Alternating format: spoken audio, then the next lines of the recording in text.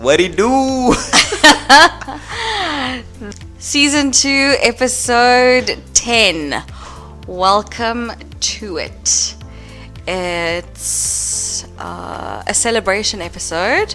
Timothy, the trophy is in the cabinet. How do you feel? I feel good. It's overdue. Yep. I guess it's just, we're used to a level of winning.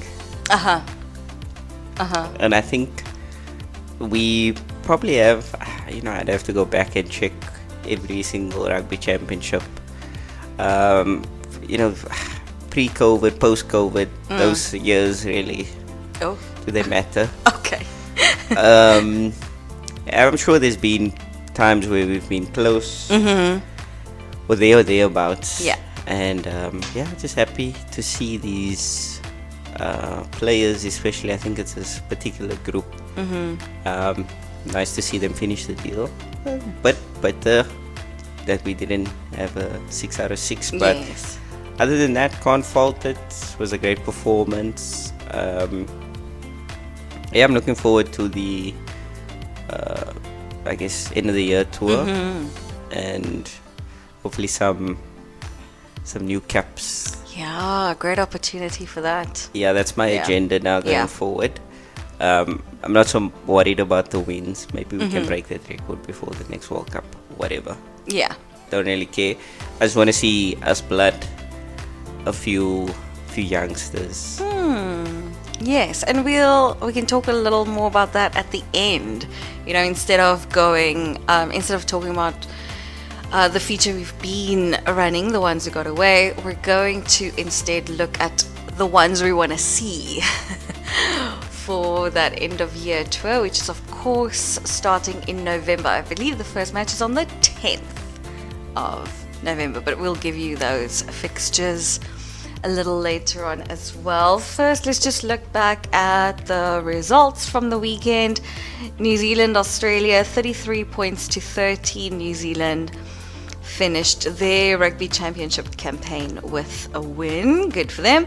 And then, of course, the Springboks gave us what we deserved. A comprehensive victory. 48 points to 7. That was, of course, against Argentina at the Bombela Stadium in Nelspruit. It could have been more than 50. Jaden Hendrickson, who had the kicking duties, he missed 2 conversions. So it could have been a 50 plus, which is what you wanted. 2 kicks, I think it was a conversion and a penalty. Oh. Penalty was a weird one because it seemed a bit more straightforward. Yes. I think it was just distance. But yeah, I would have loved the 50 burger. I know you demanded it in the previous episode, so I'm just telling you it could have been. Yes. It was, but just not quite. Before we look at that, that's just some of the highlights of the championship overall. Let's just quickly look at New Zealand. Yes, they come away with a victory, but I mean, I think they're probably like the biggest losers in this tournament, not because they've lost much. I mean, of course, there was that shock loss, that's how it's been described, to Argentina right in the beginning. That was like the opening of their campaign, was with that loss. And it also again showed us that they're beatable. We know that they're beatable. We have the World Cup final last year, but it was Argentina, the biggest of the small teams, the smallest of the big teams. They're kind of in the middle somewhere. So having them shock New Zealand in that way gave the rugby world a reminder that they're not the New Zealand that we know. They're not the New Zealand that we love to watch. Something is happening. Things are changing, and they're in a weird phase. It is transition. There's some old players that they're missing, or retired players that they're missing, but also players overseas based, the issues with their policies. So for me they're probably the team who, despite the points and the actual table, they're the bigger losers, because they didn't look like themselves for most of the tournament. I don't know. I think you could possibly look at that, but I think on the balance of things, given the context where they find themselves, I think if a World Cup final took place tomorrow, New Zealand would have their international players back. Oh, yes. At least playing for their clubs, right? Yes, and then eligible for selection. Then it's a different... Oh, yeah. But that's what I mean. That's part of the loser, what they've lost. Well, because they don't have those players. But for me, you can explain those results away. Okay. It's not as if they definitely took a step back.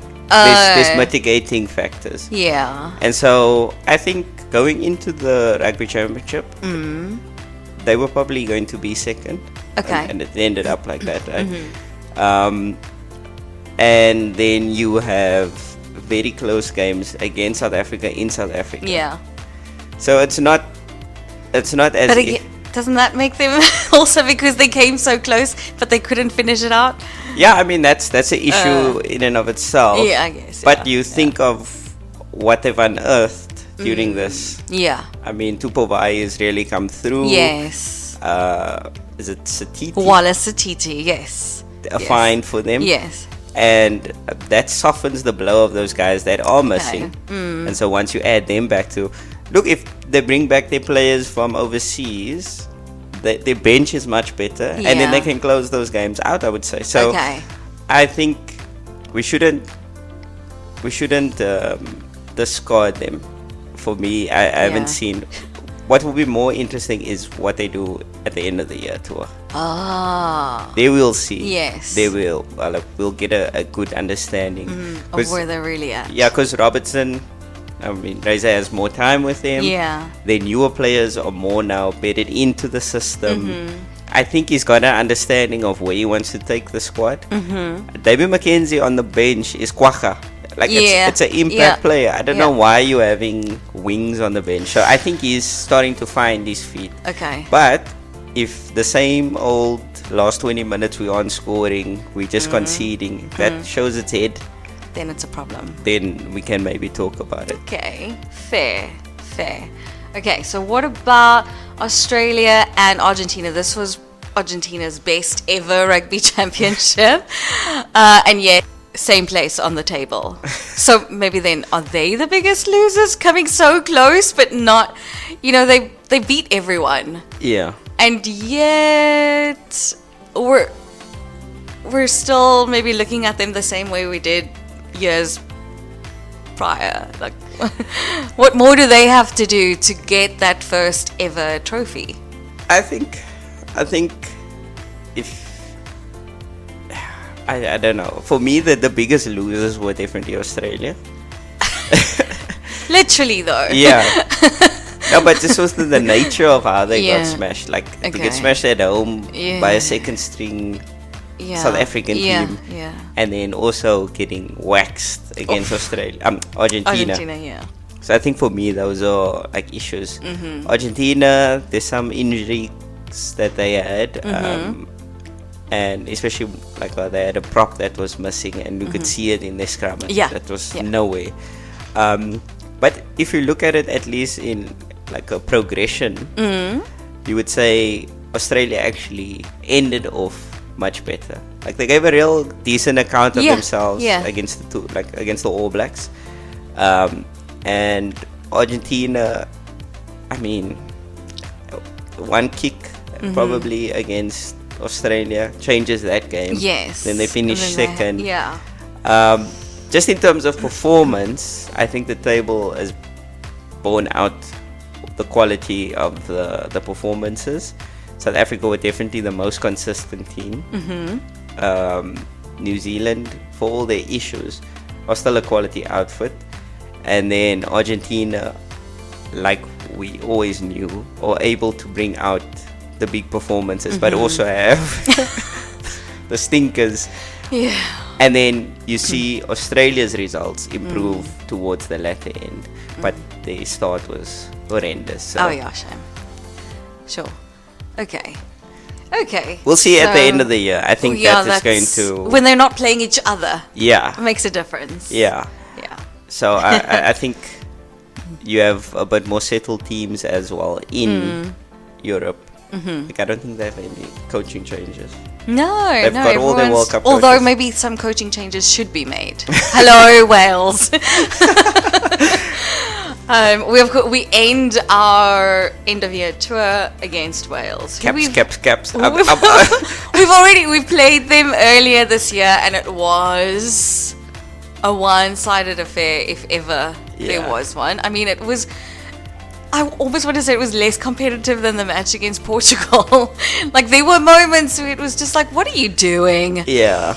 But yes, we'll get to that. Well, the URC teams are doing well, so maybe there's a bit more depth that is developing there as well. Yeah, I mean, they've got the talent, and their captain, a delight. Yeah.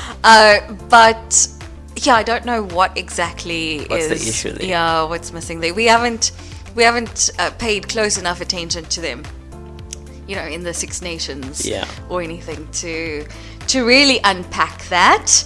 But we'll see, and we'll do that in preparation for that last match. So definitely stay tuned.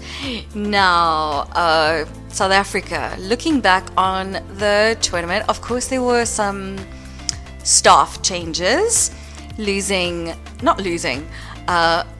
Jacques Nienaber, his era's gone, he's moved on.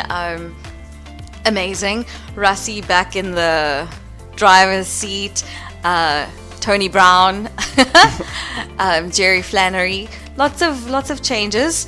What's your take on the effects? Of course, everyone talks about Tony Ball, and we even see it with players like Handré, who's solid, who's incredible, cool as can be, and quite structured, even though young Handré I thought was quite showy and he had lots of flair, but that's not necessarily what the first thing that you'd say when you talk about his style of play. And now we're seeing glimpses of that again, so that's great. That's just one example of Tony Ball, but also in the stats.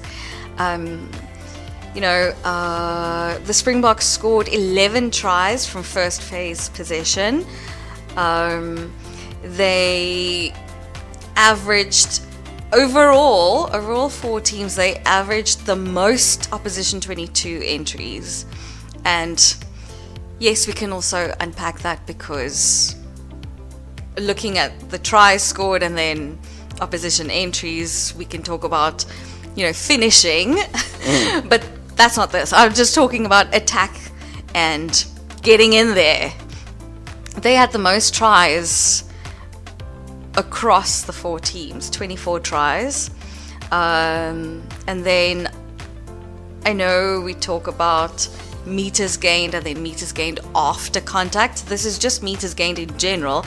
They're looking at 3,000 and then 139 defenders beaten. Those are numbers that we haven't necessarily seen before South Africa.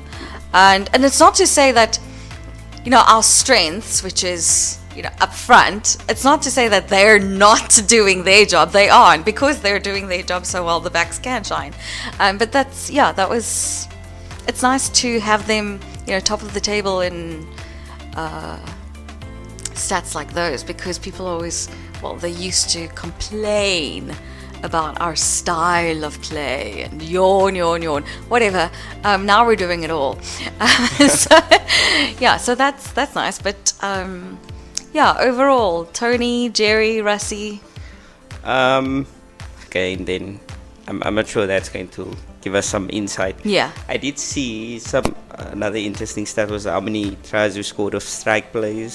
So of mauls as well. I think I'm not sure how accessible this information is, but it would be interesting to compare to previous years. Yes. I'm sure, like I'm assuming though the World Cup would have something similar. Yeah. But that's where you would see Yeah. if those things are changed. Yeah. Maybe not the mall so much because that's our jam.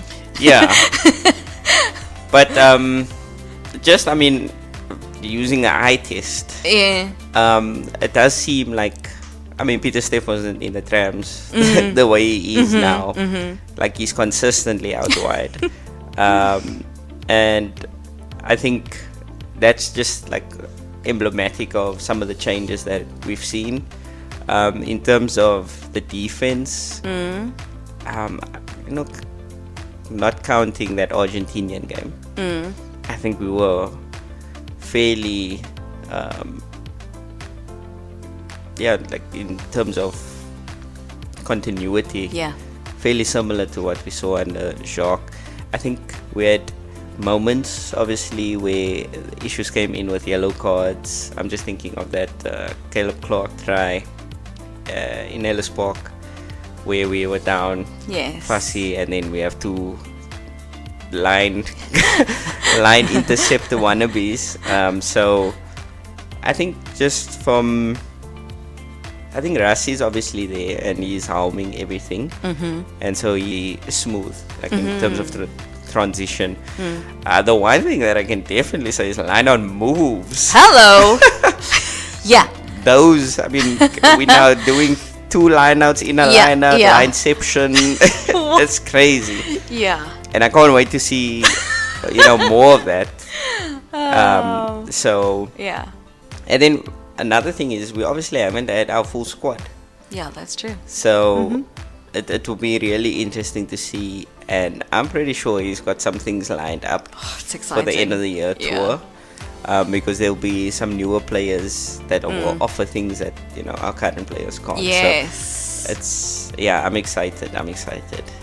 Yeah. So when we got back and we started talking about the rugby championship, we were talking about do we need to win this? And I remember you saying we need to win this. Yeah. Now we've won it. So what does it mean? I think it just adds to the legacy of this particular group that's coaching and players, and it sort of ratifies what has gone before. So because we're always gonna have the doubters of 1 point World Cup wins. Yeah. And now we've gone out and showed, we dominated the rugby championship. Yes. So for me, it's what the saying is, what have you done for me lately? And unfortunately, history is the only verification, right? And so you need to keep producing, so that you can silence the doubters. This is more as if as if they would be silenced, but you want to take away the ammunition. And I think this is just to make it almost an unassailable thing. The one niggle that I have is with Ireland. Okay. Because I mean we're 2-2. We don't have a winning record against them. And there's games where we can say we were maybe second best. So I think that needs to be stamped out, because I feel like they still have this. And I mean they're number 1 now. We can talk about the rankings or whatever, but I just feel like we need to let that. We need to nip that in the bud. We need a 3-match tour. Let's do it, because France as well. I don't know. I mean, this GOAT discourse. That's why I was a bit funny there. But when you said silence the doubters, I don't think anything would. I saw something the other day about Anton Dupont just racking up his trophies, takes his trophy tally, blah blah blah. He's probably gonna get World Player of the Year because of these meaningless things, because that's just how it is. Yeah. I would, if there are 5 nominees, you could take at least 4, maybe 5. I mean, let's not be rude, but you should be taking 4 out of the Springbok team. Yeah. Or make it the Eben Etzebeth Player of the Year award and then give it to... Yeah. So, yeah, but it's... Anyway, so I don't know if anything will silence the... I don't even know who it is. The Northern Hemisphere, World Rugby, France, Ireland. Yeah. Yeah. Even if we had a whitewash. No, I think look, you won't be able to silence everyone, but you can make people look crazy. Okay. And that's, I mean, when you say that, I've got like a montage of Mils Muliaina and John Kerwin. That's because they looked pretty crazy at times during this rugby championship. I don't want to use the word rational for supporters because, I mean, I've been in the trenches. I know there's a level of logic that won't pierce. Yeah, I feel like that about Mani. But what I think is the what have you done for me lately, we can always just go back. Yeah. We can just go back one game and say like, well, New Zealand, excuse me. You see? Yeah. Argentina had that on us. We rectified that. So that's where I just want us to keep... Fix it. Yeah, keep the pressure on. Have no one be able to say anything. Because we're just going to point. Scoreboard. Yeah. Scoreboard, thank you. Scoreboard. Yeah. You know, because clearly World Cups are not doing No, pointing to a very full, overflowing trophy cabinet doesn't work. So that's why I like this. This is why I was so upset about the run. Just because I think most, I'm not talking about these crazies, but most people would still regard that McCaw, Dan Carter, that era. That's the pinnacle. Yes. And so we need to surpass them. Okay. Because I don't think back-to-back World Cups are even going to do it. No. Especially if we're losing in between. People are going to be like, oh, well, you know. Yeah, but then how... Because we're talking about, looking ahead and seeing young players for this end of world tour. Like, what do we need to do then? Or do we just kind of go... It doesn't matter. They're not going to be quiet. Let's do our thing because long-term planning. It depends. It depends. It really depends because, and this is why Rassi gets paid the big bucks because it's a very fine balancing act. Yeah. Because you need to provide that depth. Because he's got that 50 player, I think he said, he earmarked as what he'd need to win the World Cup. Yeah. So there's, I think he posted how many players they used in 2024. So post World Cup, I think France have the most, but that's just because they sent like a touring team to I think Argentina before the Rugby Championship. So South Africa's the number one in terms of like competitive tier 1 competition. So Russia's obviously already done that, and I think you would want to balance both of those things. Win with bringing through the next generation.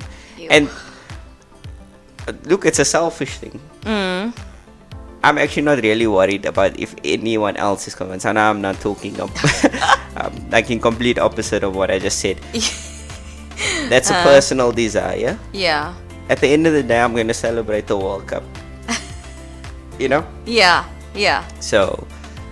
and it's unlikely that any Northern Hemisphere teams are really going to be able to do anything in the South. Oh. I need to go check their records, but it's... Oh, wait, England did. Yeah, just England and Ireland. England back in... 2003. Yes. In Australia. 2001, actually. Oh, sorry. It was before it was the lead up to that World Cup. Okay. Yeah. Yeah. And then... But the mandate is the same. Win every game for 50 points. Sure. Well, they can do it for the first and last match because the first is against Scotland. That's on the 10th of November, and they end the tour on the 23rd of November against Wales. The only little bogey, not both, I'd say that, but it's possible, is England, and that's the one in between on the 16th of November. We will be here to bring you everything you need ahead of those matches, so don't worry about that. But first, we're celebrating because we are the rugby champions. Is that what you call the winners of the rugby championship? Yeah, I guess it's like it's what happened to Four Nations? Didn't they ever call it the Four Nations? I Did don't we know just call it the Four Nations? named it, but it's also very generic. Yeah. Like the Six Nations is a rugby championship. Yes. Like, so this is like the World Series, the rugby championship between 4 teams. Yeah. Okay. Looking back, you you touched on it earlier, the lineouts. For me, probably my favorite try was Sia Khaleesi's try off like one of those. Oh, Cheslin Colby.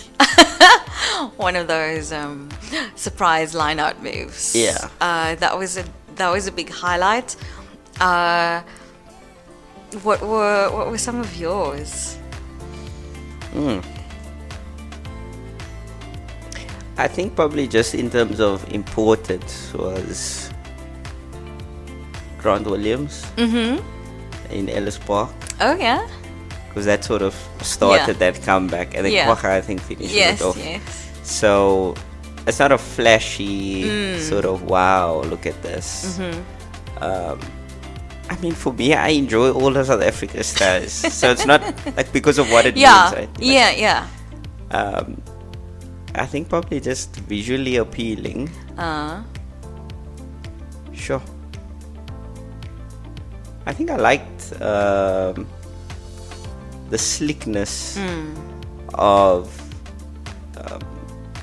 Fassi's try against. Ooh, yes, the hands. This one, this recent one, Argentina, where Pollard puts him in the gap. It was just so easy. It looked like.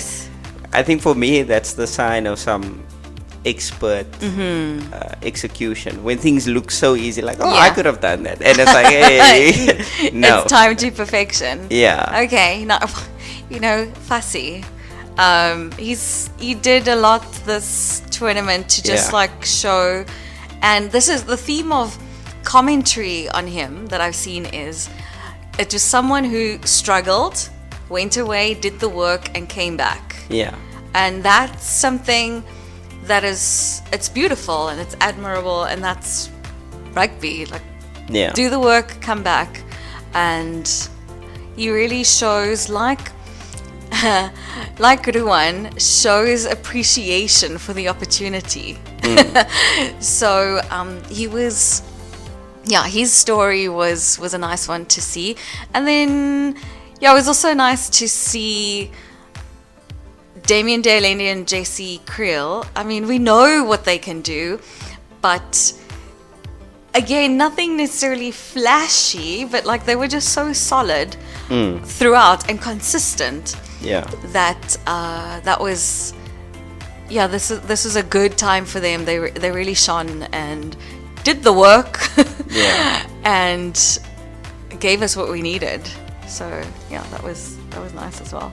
Yeah, I'd actually probably need to watch a montage again of all the tries, because like we were also scoring from such different or scoring in different ways, shall we say? Because I think the World Cup, you can think there's probably a lot more molds. 2019 was like complete. Oh yes. I think we were very dominant in the tight phases there, but.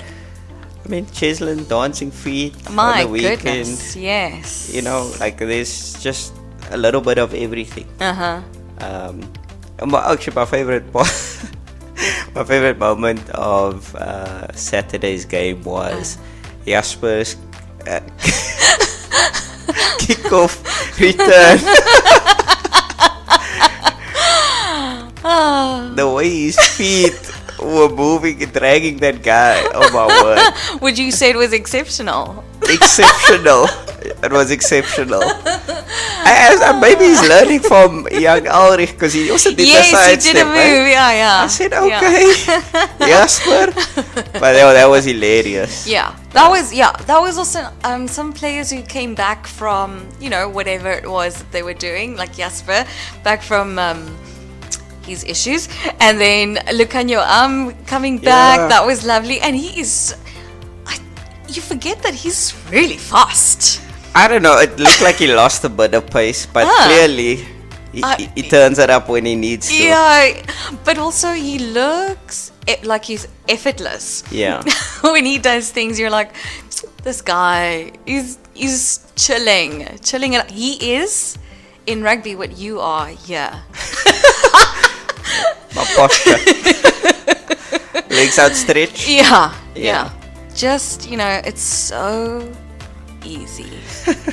That's him. So, it was just the highest level of entertainment, really. This entire tournament. Even on the other side, if we think about players like Wallace Satiti, that was lovely to see a young, new player come out, and it was reminiscent of, the New Zealand that dominated everyone. So that's exciting for them to see. And then, of course, his name escapes me now. The fly-off for Argentina. Albanos. That's it. He's become a firm fan favorite as well. One of those... looks like a soccer player. I don't know. They all look like soccer players. But he looks way more... Except Kramer. Yeah. And...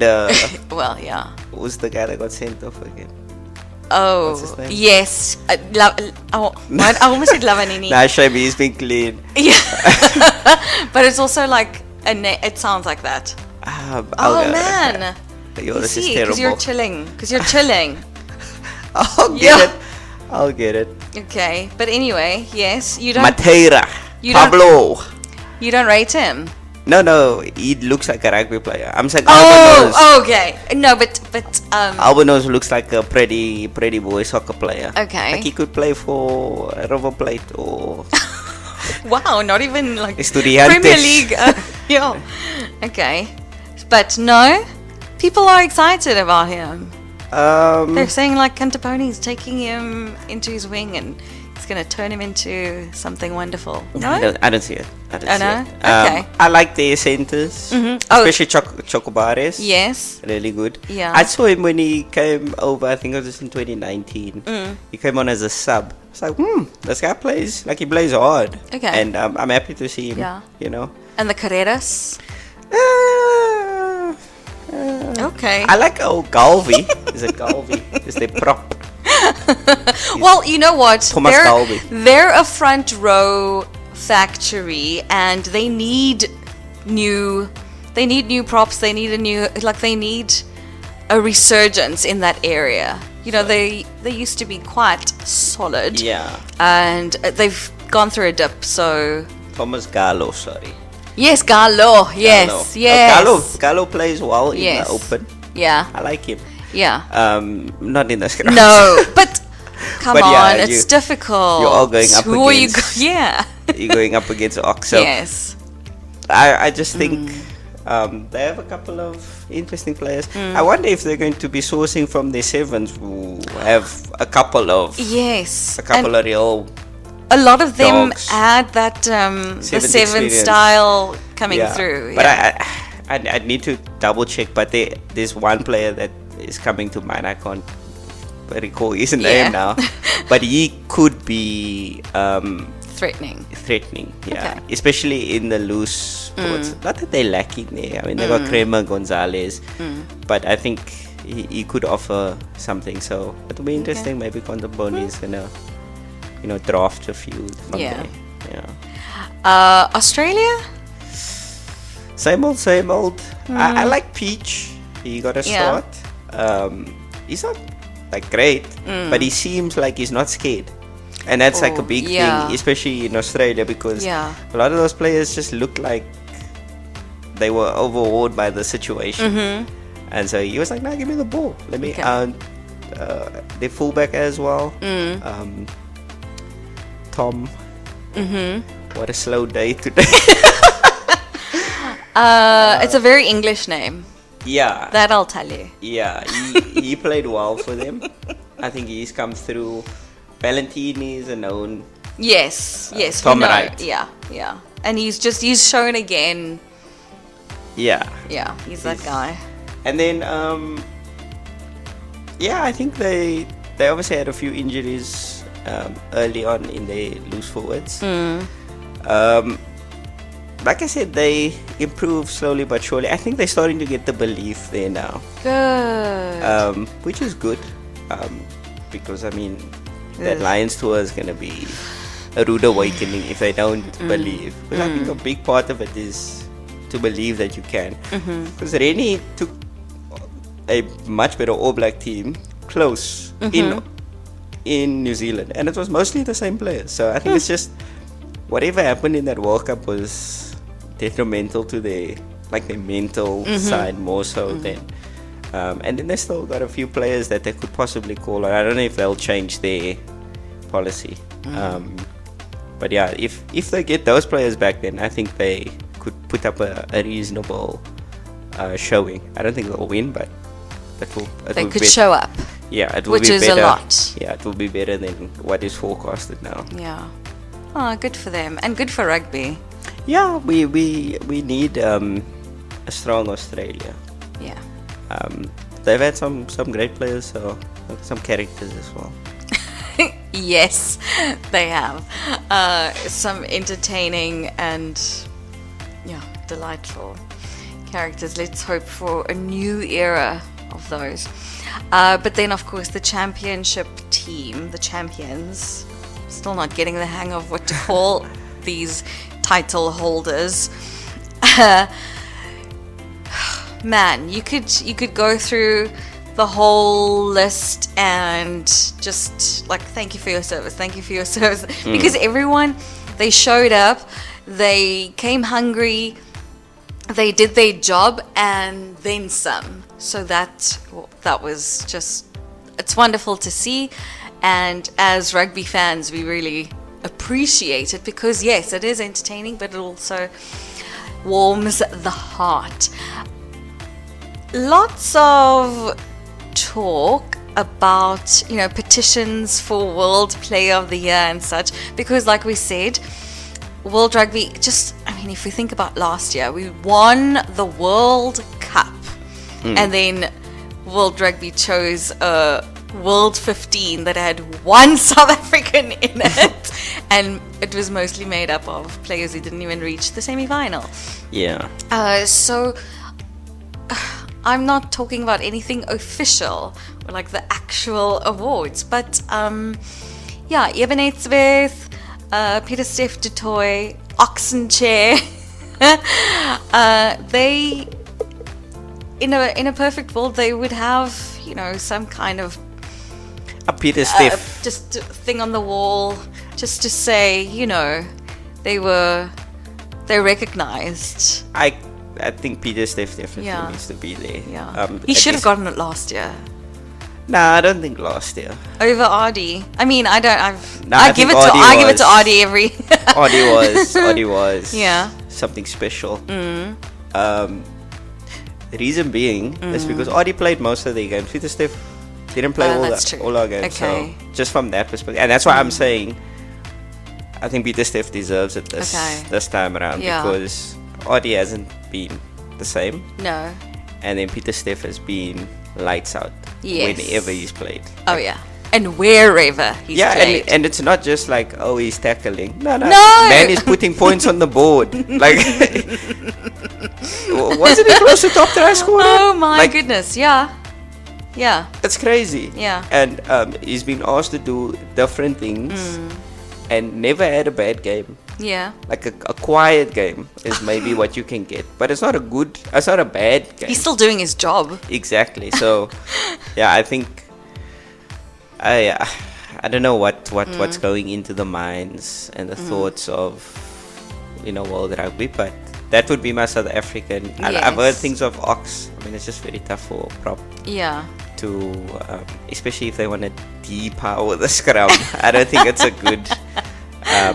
and I say this because Ox hasn't shown what he's shown, I think, in these last 3 games. He's played, like, in general. Yes. We've always known him to be a scrumming powerhouse, but I think these last 3 games is where he's not turned it up. But maybe that's just a case of him getting more opportunity. Because we've seen the hands now, you know, Yeah, and now and it's the the running. runs. Yeah, Yeah. so,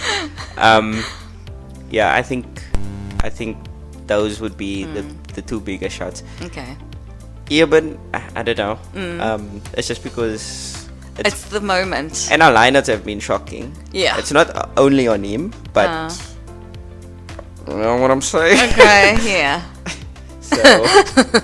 So obviously that doesn't detract from what he's done and his contribution, but I think it would be Pieter-Steph and Ox for me. Okay. Breakthrough star of the year. We talked a little bit about Satiti. Pity that injury has cut short the season of Sasha Feinberg Ngomazulu. Yeah. But, It's gotta be Sasha. Come on, guys. What are we talking about? It's gotta be. So in this case, you don't think appearance numbers could take that away? How many caps does Satiti have? No. I just mean playing, like, to the end. Okay, full games, because obviously Sasha came on as subs against Ireland, which was unnecessary. Anyway. Yeah, but yes, he had to start, I guess. Yeah, occasionally. Anyway, he was impactful in every single game. Yeah. Is that not the definition of breakthrough? Yeah. In terms of, like, Satiti had a subdued start. first few games. Yes, it was really the rugby championship when the opposition forced him. Exactly. Yeah. So I think it needs to be Sasha. Okay. Probably won't be. Probably Oh my word, it's going to be some rando. Who's that wing from France? There with we the go. scrum cap. That youngster. Even though his breakthrough was last year, but anyway, Yeah. okay, No. Yeah. So I Call think, it. I think it should be Sash. I can't see anyone from Australia really putting up there. Not enough. No. And they don't have the results to back it. Yeah. It's difficult to. No, you'd think it's easy to stand out in a losing team, but no, it's difficult actually. It is difficult. Yeah. Caleb Clark as well could. Maybe a comeback, not breakthrough. Not breakthrough, He's been sorry. breaking I'm through. talking about for New Zealand as their potential. Oh. Will Jordan for comeback probably just because of these last 2 weeks.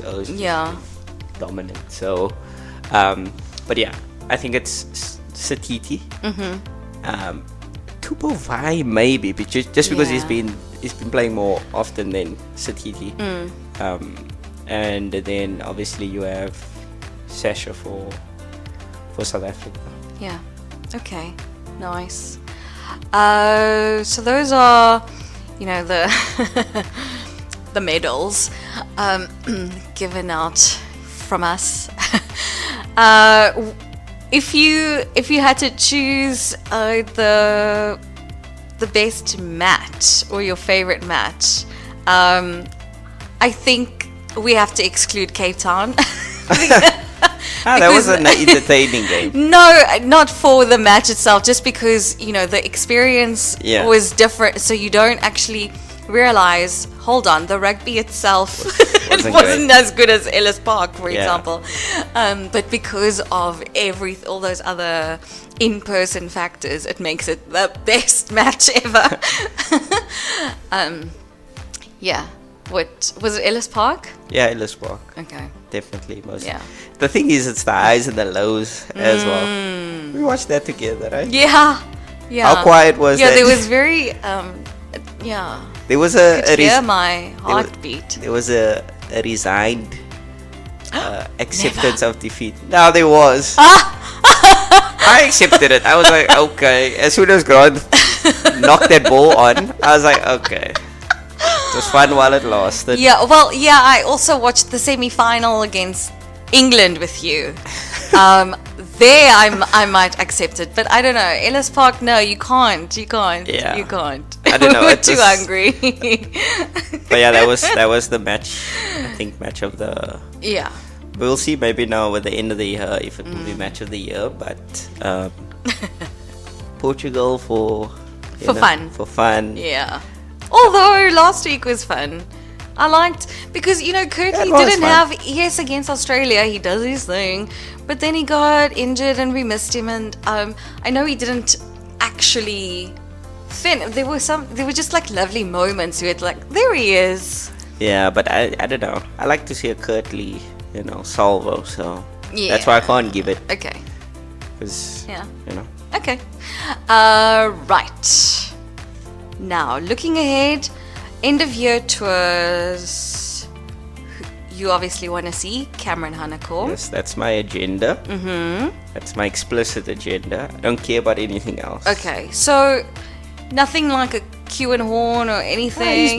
He's made his debut already. Yeah, but to have time to shine. He could be like Scotland. I'm saying I don't care. Scotland could be fun. Oh. I only care about Cameron Hanekom. Okay. Only issue that I see, because you gave the dates. It's very short turnaround for the England game, 6 days. Yeah. So I wonder if they'd split the squad. Oh. Go newish. So you'll maybe have one A and one B. Yes. And then B. I mean two. Team 2 versus Wales, because come on. Okay. You wouldn't play the same people with Scotland and Wales? You'll have some layovers. Mm-hmm. But I'm saying you probably do what you did with Australia. Not as many changes. Yeah. But you'll have some sort of similar strategy, because it is a short turnaround, and travel's not an issue, but it's logistically does make a difference. Yeah. And we definitely want to beat England. And it might also be gross conditions. Exactly. So Andre. Might see Mani, because Sasha's out for 10 weeks. I don't think. But Mani against Scotland, maybe we see Jordan Hendrickson. Again, this past weekend, it was not a fluke, people. That's what he was saying. It was not a fluke. But the thing is, it's going to be interesting to see how the Sharks manage their squad, because they've got a couple of ballers. Exactly. Just in terms of Springboks, I think they're the most Springbok laden team. They are stacked. So, I'm expecting some good things, but the competition is quite intense, right? You have Fassi and Jordan, because Jordan's playing fullback now, so it'll be interesting to see. But Ruan Venter, someone after he concussed that guy, like, let's get that man going, please. And then I think Cam is my number one. Okay. I just think he can provide so much. I don't see any other potentials that can slip in immediately and contribute. Okay, I see what Sasha's you mean. one of them. That's a done deal. We finish with that now. It's Cam's time. Okay. Ruan Venter at a stretch. For it. At a stretch. If we thin. But Alrich's there, and we need another lock. Oh my goodness. I'll have to watch the UFC. But is coming back. Well, is playing, I think, on the weekend. That's fine, but we need a younger lock. Yes, we don't a have future lock. Yeah, I saw Ruan and Gerard Stennekamp was back at the Bulls. It's funny because Stennekamp shaved. No! He does. He looks unrecognizable. Oh no!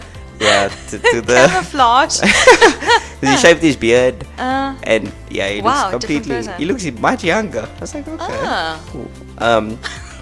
So, actually want to see Moody also start to feature a bit more. He had a good game against Edinburgh, so hopefully he continues that form.